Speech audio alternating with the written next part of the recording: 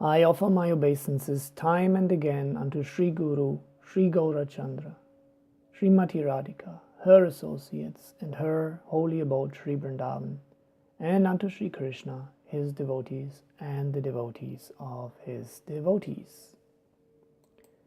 So welcome back to part number 13 of Light Casts No Shadows, translated on the go from German, of the essay of Armin Risi. So we've been discussing the specialities of oneness and simultaneous difference. So how we can be one and different at the same time with the Supreme Consciousness. The love towards God, that means the conscious being of simultaneous one, eternal one, and individuality, oneness and individuality, in Sanskrit is called bhakti. Any theistic mystery tradition has for this reality their own terms, and all of them are pointing towards the same inexplicable reality. Also, even the Absolute is an individual unity which has divine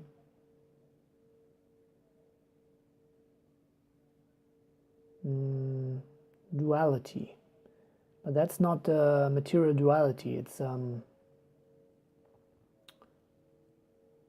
aspects of the same unity.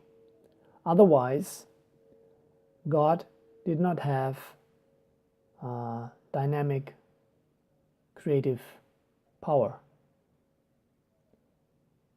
God as unity in duality in the Vedic mystery traditions is called Radha Krishna, or Lakshmi Narayana, or Sita Rama.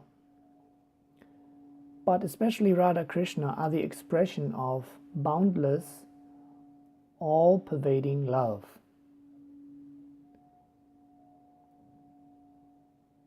But here we have trespassed and left behind the realm of philosophy far behind us, and are speaking about mystical secrets that can only be individually realized. So let us stay here with philosophy, and let us summarize. When one says everything is Brahman, so that is a true phrase, and it is a basic truth. But everything is Brahman does not mean everything is one, because from a differentiated point of view of spiritual theism, one would have to say everything is one and different, or individual.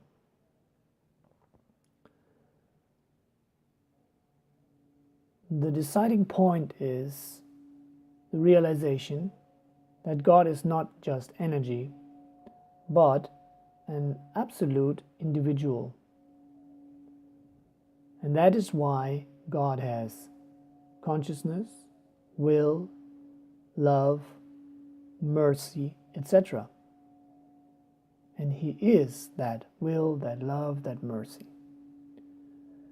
And one who says that reality is nothing else but neutral energy and abstract unity,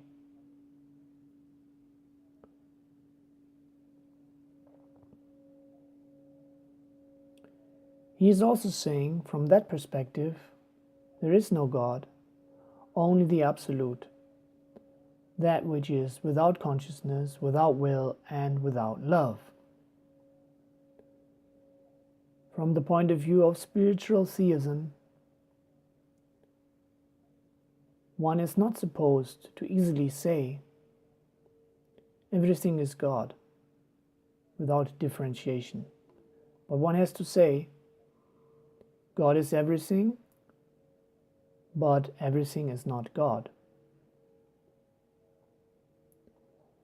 Light is everywhere, but there where something is excluding itself or separating itself from the light, there darkness reigns. And as soon as the separation is overcome, also there where before for some time was darkness, light will be visible again. So light is everywhere, even though at the same time light is not everywhere. Light is everywhere, but not everywhere is light. Love is everything, but not everything is love. Just because they're individuals, God and the parts of God, the living entities, it is possible for love to exist. And only in the light of this love can one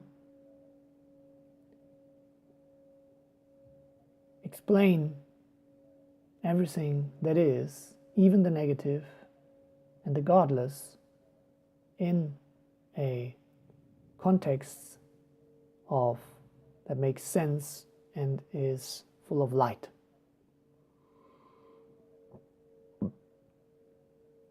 Love is the only true reality, because the abstract unity of energy is no practical reality, but only a mental construct.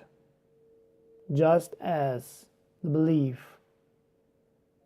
one could eradicate shadows and by that come into the light. Very important point. How do you want to eradicate shadows? Love means individual unity. That means unity in diversity. Relation, especially love, is only possible between individuals. Who realizes him or herself and God not as individuals